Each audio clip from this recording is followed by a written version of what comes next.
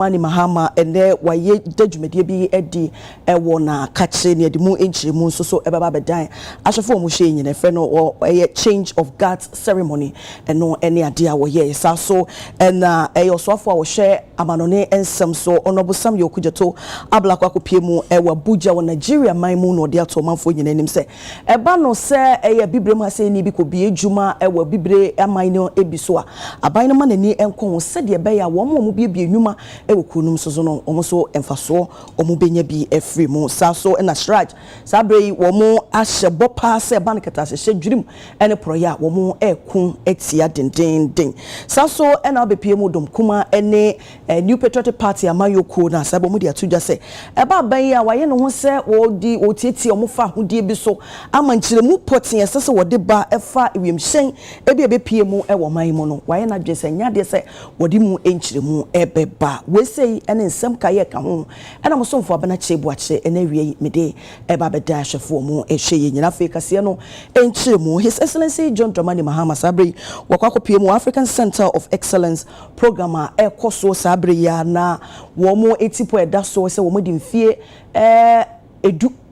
a decade na eno institution papa so a wo mu enya ene hyehye ahodo a wo mu etimi enya bra sa dwumedie e ba ye sabe enko mampanyine akache abra wo kase.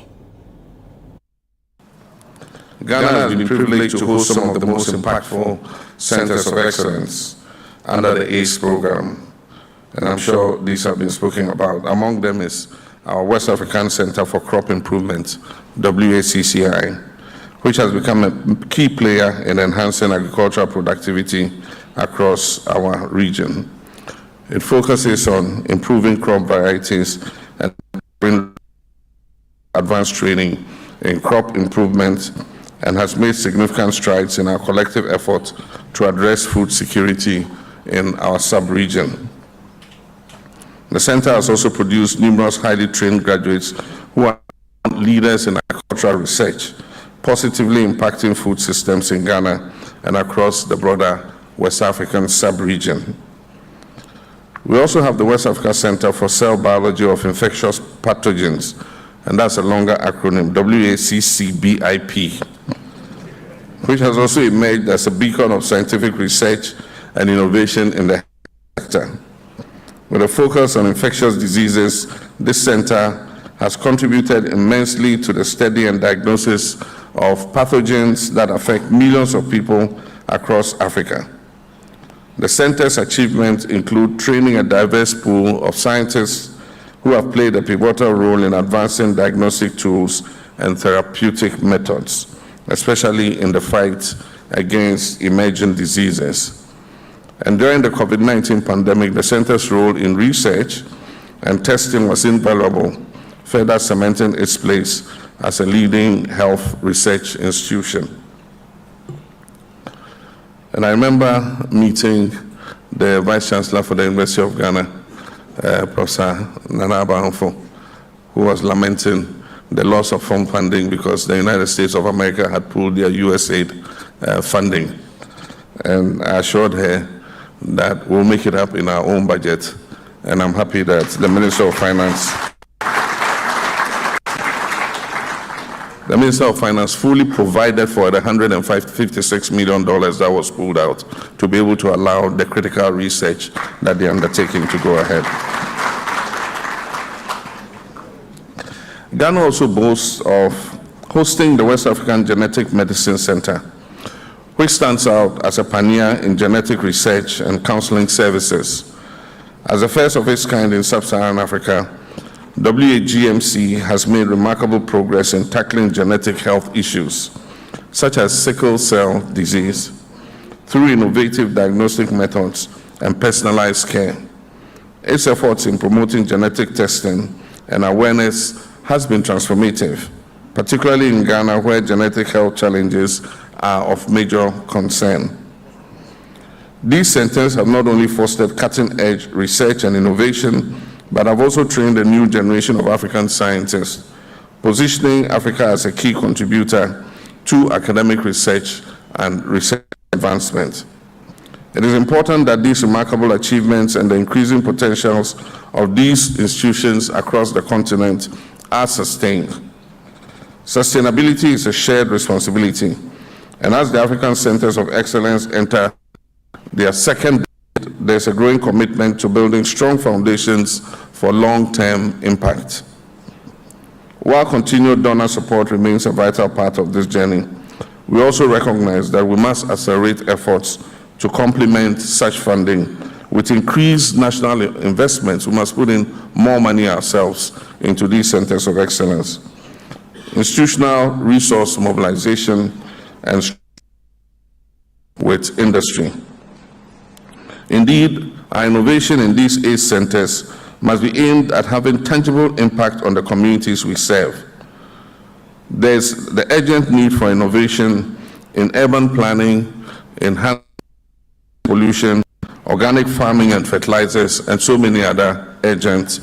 challenges facing us.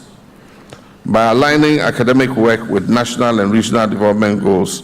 and by fostering innovative-driven partnerships, we can properly position the centers to remain vibrant and impactful well into our future. Our partners will continue to be instrumental in shaping progress, not only through funding, but through collaboration, capacity building, and strategic alliances. The future prospects bright. The demand for research-led solutions, skilled professionals, and regionally relevant innovations continue to grow across the continent. The ACs are uniquely placed to meet this demand, serving as hubs of excellence that can drive socioeconomic transformation.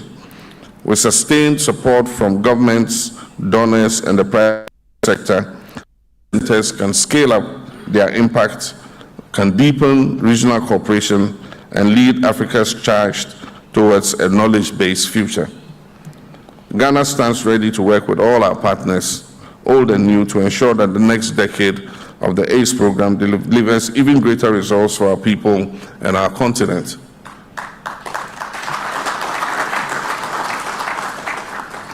Our continued collaboration in scientific research remains central to addressing some of our continent's most urgent developmental challenges, from skills gaps in emerging industries, high graduate unemployment, limited digital literacy, to high capital costs in critical sectors such as renewable energy.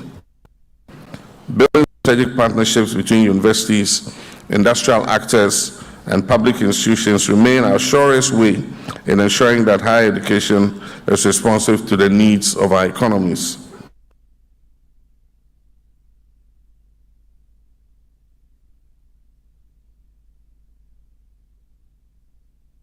Partnerships between universities, industrial actors, and public institutions remain our surest way in ensuring that higher education is responsive to the needs of our economies. These collaborations will help align curricula with current market demands, promote applied research, and create pathways for students to transition seamlessly from education into employment, particularly in sectors that are critical to driving Africa's transformation. Of particular urgent attention is the stark gender disparity in science and technology,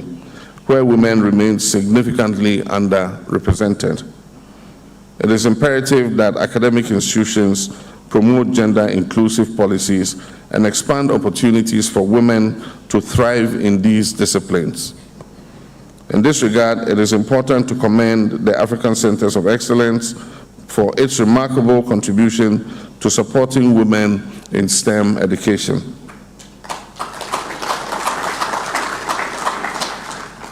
The program has made impressive strides in increasing female enrollment, offering targeted scholarships, mentorship initiatives, and building institutional cultures that recognize and respond to the unique challenges faced by women in scientific and technical careers. Equally critical is the continent's race to secure a place in the fourth industrial revolution, where digitalization, robotics, and AI are pivotal in reshaping economic development. The twin hurdles of shortage of advanced digital skills and prohibitive capital costs that stifle innovation in energy infrastructure and smart technologies still persist on our continent. Yet our continued research collaboration offers a way forward, enabling institutions to pool resources, to share expertise and develop scalable AI and automation solutions tailored to our continent's needs. Through sustained academic engagement and coordinated investments, we can equip the next generation with the technical and entrepreneurial skill to harness these technologies, drive local innovation, and position Africa as a competitive force in the fourth industrial revolution. Ghana will remain firmly committed to deepening regional collaborations in higher education and research. We recognize and fully appreciate that the challenges of our time, whether in public health, in food security, climate resilience, or digital transformation, are too complex, costly, and knowledge-intensive to be tackled in national isolation. And that is why Ghana will continue to work hand in hand with our partners across the continent and beyond, offering the strength of our academic institutions, the ingenuity of our researchers, and the energy of our youth to advance our shared goals. We believe that by aligning our efforts and leveraging each other's expertise, we can accelerate progress in ways that no one single country can achieve alone. Our institutions bring to the table areas of clear strategic advantage, from coastal resilience and crop improvement to genetic medicine and renewable energy. We therefore stand ready to deepen these contributions within collaborative frameworks that prioritize results, innovation, and impact. As a country, we see ourselves not only as beneficiaries of partnership, but as active contributors to a collective vision for Africa's development. Together with you, our partners, Ghana is committed to shaping a future where excellence in education, research, and innovation is not bound by our national borders, but is driven by shared purpose and mutual strength. I wish you a very happy conference, and I thank you very much for your attention. Yɛtoa kaseɛ no ɛso egusua ɛwɔ mampanyini na kache na ne ɛwɔ natena bie wagye watena se wahwɛ edi dwumadie nwanwasoɔ ɛwɔ hɔ no ma wɔfrɛ no ɛyɛ God changing ceremony na wɔkyerɛ mu a ɛba saa dwumadie wɔ se ne tipo anase die gyina hɔ no mo ɛma pa ɛne sɛ wodane ɛyɛ bambo dwumayikuo anase dwumayɛfoɔ no a wɔn ɛwɔ na kache hɔ no no wɔn dwumadie pɔten a wɔn die no wodane ɛde ama foforɔ a wɔn ɛba enso so na eno ne nam so ma asrafo efa wo mu ho eyie pa na wo de wo band eba ye bebo nwom eta adwumedie na chi eto ye bibrem ha se ya enwom na wo kire ma se basa eye God ceremony ya wo se wo enyiresi eye abochima mo hima anei eye wo hene ne krom no na ekoso wo honom wo palace of eye White Hall na eno wo eye afe apem ahensia ene aduowotwe enkono eno na eye ohene anasa abre no na ohima na tena bie ho no mo omudi se adwumade no no mo yi free sa tena bie no de ba tena bie foforo St James Palace ho na sa ceremony no so course wa afa apem ahenwotwe ni aduasa enso 1837 na eno na wo kire mu se wo ba oman Ghana ha se ya sa adwumade ekoso wo ne bosome miensa abreso pa enti wodi free St James Palace ho no na afedi omu de ba Buckingham Palace ebra na ohima Victoria ehonom natenabe na se de medical aka no ebe my Ghana ha se abosome miensa eno mu change saa omna so mo yesa ceremony no na no ukuada May 5 2013 and His Excellency John Dramani Mahama wono ene de sa adwumadie no eba ye a wo hyase edi saa changing of guards na ene na sa adwumadie no ekoso enam so ema army navy ene air force wo mo command empanyimfo say lieutenant anase captain wo mu ne be hwe edi dwumadie ni nyina animu ema eno so ekoso no kire mu se wo bepie mu wo Buckingham Palace wo London a ene wo my Ghana ye de na ye no ni nyina dwumadie baako na ye di enti se ba no saa change of guard ceremony na de etie eno no Yatoa Kasiano Eswa Oswa for share Amanone and some so Honorable Samuel Okujato Ablakwa na sabi wakopie ewo Abuja ewo Nigeria maimu na okopie honomo ewo Jumedia ekoso na se okopie ewo River Park ewo Abuja Ghana National Real Estate and Investment Park eno eni Jumedia ho na wakasa no de etu dwa se bana ebibremu aha se ya esese amama ya hodo ebibremu ha se eman ni mu no wo mutimi eso private investors no asene esan sese mfaso free mu ba minor kasa enenya so emfaso na we say Ghana ni de hia wo Abuja honomo na wotimi develop 501 hectare of land property wasisi adan na sa adan no enieme wo mu bi medical center university na gym ene wo ho ene opanyin din semi etuja is a community that reflects the vision of our founding fathers. When Osajifo Dr. Kwame Nkrumah proclaimed at our independence on 6 March 1957, when he said that we will show the world that the black man is capable of managing his own affairs. This is representative of that. And I am really inspired about what has been achieved here. It shows that when we come together, Ghana, Nigeria, ECOWAS, when we bring down all of those artificial borders which really do not mean anything because it cannot separate us. They were so haphazardly done, so hurriedly done during the scramble for Africa, just to share the continent and its resources. What this also represents is a new narrative that when we talk about investors, we should not always be looking outside the continent, that we can have African investors and we can open our countries to each other. Nigerians can come into Ghana, invest, create jobs, transform our countries,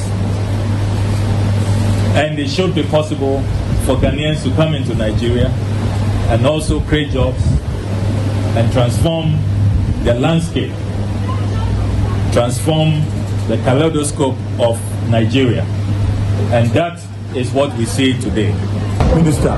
the two is a friend who said, oh, the 90 years old by Nigeria. I say, I'm going to make Taiji because singing, yeah, over every PA with my soul. The name of the seminar, it's here crime with Juna. Ghana High Commission, so I don't know what they are Taiji. I'm a signing money now to be in summer. Na Juna na isi emisono ọmọ boy His Excellency Air Vice Marshal said amamu any charge d'affaires Mr. Addison ne ọmọ edumafo ọmọ Ghana High Commission aboye pa intina emije se beti se minister so the media kan ho se ọmọ bema His Excellency President Mahama edi esi ne nusu se bema Ghana fo a yeye eduma amanyane eduma nu abahye kina ama eduma na kina ko ni enti eni je se mai US Ambassador to Ghana, Virginia Palmer, and our name, also for Shamanone and Sam, so Honorable Samuel Kujato, Ablakwa, Ekushiemu. Now, was I in Shemudianina, tour, America, Abain, Edia to say, or might be a day, a nearma, a free, Nemaimu Abba, America, a Maimua, tour, a that's 10%. No, no, and a Namsuma in Shemudia, we say, a course, we will say, in some ports, a Moka, any dear. Woman found to jadi na nso ambassador Virginia Palmer ma ehun popoye bi se ayonkofa eda oman Ghana ene American temu no emu adwen pa na mmom ebiem so ebetimi asan aka ho sei enoche. With the Minister of Foreign Affairs, and we talked about how the relationship with Ghana is very strong and how we can keep it going that way. and the sort of details of what these global tariffs are, and some things where the United States and Ghana can improve our trade relations. We're in the lowest tariff regime. What does that mean to between the relations that we have?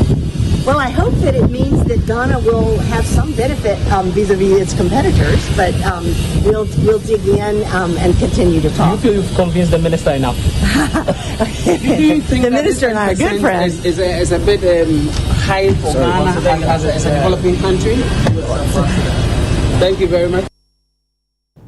Yatwaka Sianoswa, the Commissioner of the Commission of Human Rights and Administrative Justice, Yechenitia Ekane Shraj and Sabri, Womo Asha Bokesia Pa, Se Bano, Ketasishe Dream and Proya, Adi Omani Akon Pa, our Mo Ekon, Etiana Kese Pa, we say on the semi etuja, Brana, Wada, action plan, the Toso Eminu, and Omode Sa and semi etuja, Dr. Joseph, Whitehall, and Oka Esi. So say ebano dimbone ahodo a ekoso wefa na demudie ketasehye ene proya yade a ha adwen pa etisabere ena manimu no so pa so ewo manmu nti omde si wo mani so se wo beko etia. Institutionalizing efficiency, accountability and transparency in the public, private and not-for-profit sectors. 3. And Nana Oyebampo o my Ghana akomfana hina be de akire Deputy Chief of Staff na nkasa yemu a wode to dwano no wo kire mu secretary prayer kankan ni dwurim ya adwene se ye betu ase kra na infinisha poripori edu en wo mo edi esi wo no mo heso wo de betu ase ntia hyase efrim fempene ne dunum ebe wie wo fempene ne aduonu ennan unu so hantansan wodo no a ne jaso se ye betimi etu kitahye no ase na nso abade nhyepa a no eden agu akwan mu say, Kianaki, Obetu as a simple one to me and to us a cradia, or Hamunche Mube said your Sunday when I do watch so dear. Now that's what Timmy I and Mutefan, not what Timmy Eddie Abwakta, Nekua, Yakun Enina. What Chemus I will share a year index ya, and no, a year Ghana's corruption perception index, a dead Dienua, a Chemus secretary, Shano, a Yakun, Yakuna Cradio, Hani just so dear, then swam by your Mufamudie, I should say, it be to us here, and answer or better so. This plan was carefully crafted to address our historical challenges associated with our anti-corruption fight from independence in 1957 until 2015. It was also to align our efforts with international instruments such as the United Nations Convention Against Corruption, the Africa Union Convention on Prevention and Combating of Corruption, and the ECOWAS Protocol on the Fight Against Corruption. We adopted a three-pronged approach: prevention, education, and deterrence. The plan had 4 strategic objectives. 1, building public capacity to condemn and fight corruption and make corruption a high-risk, low-gain activity. 2, institutionalizing efficiency, accountability, and transparency in the public, private, and not-for-profit sectors. 3, engaging individuals, the media, and civil society organizations in reporting and combating corruption. 4, conducting effective investigations and prosecution of corrupt conduct. And what should Dr. Ridal, Efa Kwanyano so de Abaswansem Koyedema, anti-corruption agencies are would win na wo, and Amontiopa woman in Ebwa, now one de Asher Secretary, Shani Betimi Etuasie, na Etiminso Abwa or mining so impuntio ensem. It gives me great pleasure to welcome all of you to the launch of the end-term evaluation report on Ghana's maiden edition of the National Anti-Corruption Action Plan, otherwise known as NACAP. This event itself evokes mixed emotions and a sense of trepidation in most of us, because it concerns the evaluation of Ghana's 10-year strategy in the fight against corruption, which is an intractable canker destroying humanity and the very fabric of society, and our efforts at building for ourselves and for posterity a prosperous nation, and which, if not checked, can affect the growth and development of the current generation and generations yet unborn. Professor Simon Mariwa, a national consultant for evaluation reports, one also adding to us. Based on this objective and what we sought to do, this theory of change was developed looking at the strategic objective, the activities, the NACAP objective itself, the intermediate outcome of NACAP as a document, and the strategic outcome of the document based on that. So we developed this theory of change to guide the evaluation exercise. The New Patriotic Party, Amayoko Sabe Omode Eye Katabi Epia Bontene, Womo E Kacha Banyi se, one new susuye and Negina tuo, Efa, Ewim Bia, Ebeto, Eja, Aye Bosumi Eche Mo, and Sosono Cocaine Bia, Susu se, and also so, Obanyi entimi fa ho nkyiremu ma ye hu nipa kopote ye no dia no esa aban ba no be kyiremu na eyo kasamafo ma abanyi ye Ora Felix Kwachi Ofosu ense mo be kyekyremu no wo mo se eche se ye honyan wo de kobo ha no de akobo hyeda ensi su gina ye enkyiremu sa yem hyen no de pote dwumedie pote ban na ebe ye nanso wo de wada ene waye wadwen se ye osonama yokuo ne de wo pese mo intimidate wo mo ne no ene nam so amase ne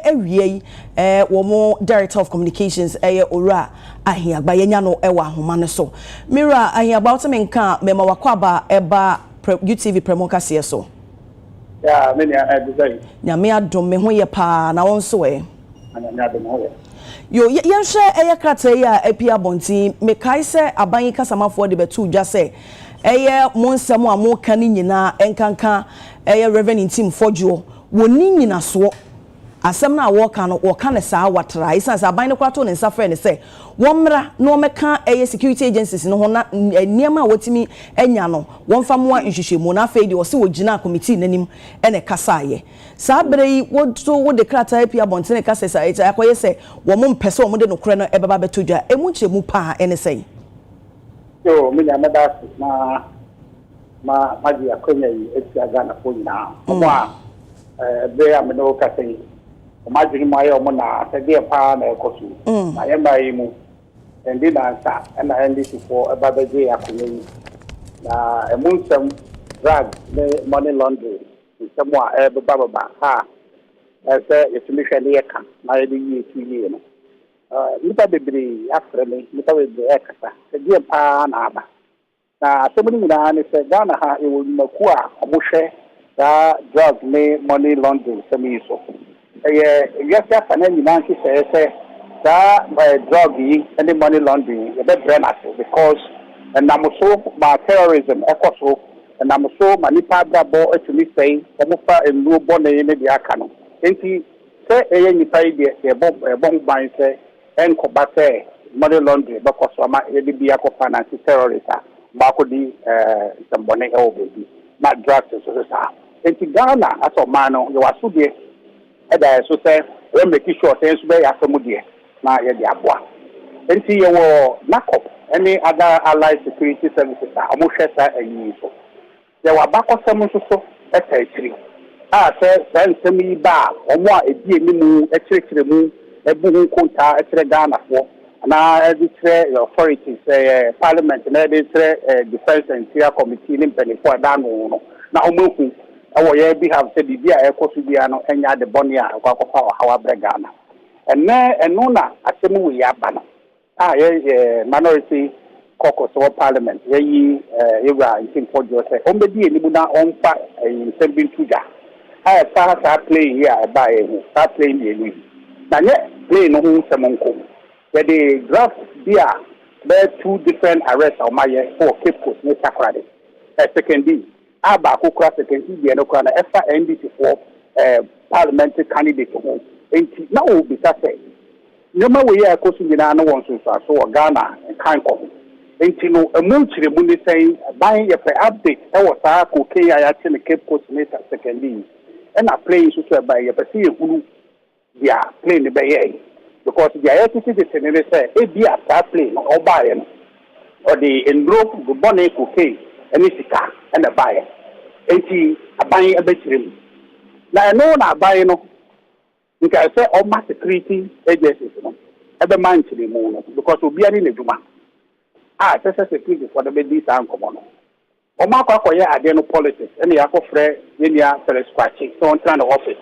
na on fa video bimbra na nchirimu bia opebia na on fa mbra na omo ha many sre NPP for no a ye be fun na afidi asem no ye janata but ye say ntisa na kopfo no embe sre ye omo de koye inspection omo koye ye no de no mu hu wo kai 2014 abakosemo a wo ho ne de say tansem yi ba enye aban communication e di hu akotre eye agencies a omo hwe sa adwuma no omo na di mu tintima na omo be katre Ghana for say we na ehu we na wo mu we na enimu 2014 assembly bi basa ena ye say cocaine ya yenia baby ruby agency na we call England that be na England for no they want to say ya say ade omo hwehwe say ruby NC Ghana com ho omo so hwehwe say ruby NC omo ho na Ghana nti no mo ye adwuma abom nti no mo na yenia idea iko pie London hitro omo che no intentem so a na kofo de nkata bai that nkata no mo kire say yo mo ne Britain for no dey ya me ekoche oba no wo London almost or Britain for so bai say no correct o man ka hwe antro mo nti omo ahwehwe mu ene mo ese say nipa no ama ka semono nkata no e deputy executive secretary for NACAP na de bai ama peni na nkata aye yoga akresi sapon abre no ada aye beka say the authors are nkata no na say blame no but the whole ni say national security ni NACAP is say mo no you want ko bi wo kwa o ma compromise secretary yoga akresi mu say drug bi a mo de share plantain mu 2012 na meka choyi they share plantain body mu e dey call amanone London and the most akọchi review nti o mechi saade no na no aba e say o take responsibility because the call for our airport one I saw mo hwe say say duro no enfa airport one come ba no o ma nyo moduma yi nti atema ye ka afa airplane wo ye nia Felix Kwache o ti Jubilee House oni mo ho hwe na kopofo no nimu omo edi boni e ka drug for no ho yes and be nyina no omo hye security di mu nti omo awoni nti say makwan na omo be di atemna no e kire say we na complain by the ehu we na ehu ya omo atem no mo be more credible because two instances here my story nyina no you were akresi e demonstrate here say omo no peliye anko position system no mu a omo pen say omo no obeka drug dealers no e di sa abone no a very lucrative business but what you said galamsey aye fighting nipa bi say baby bi a omo tu mi a omo muhu nyoma enti no NACAP ni mu no nkofo nipa bone hihye mu a omo tu mi ye saade no enti say ye mo be yi asem na no a ye benya more credible information than say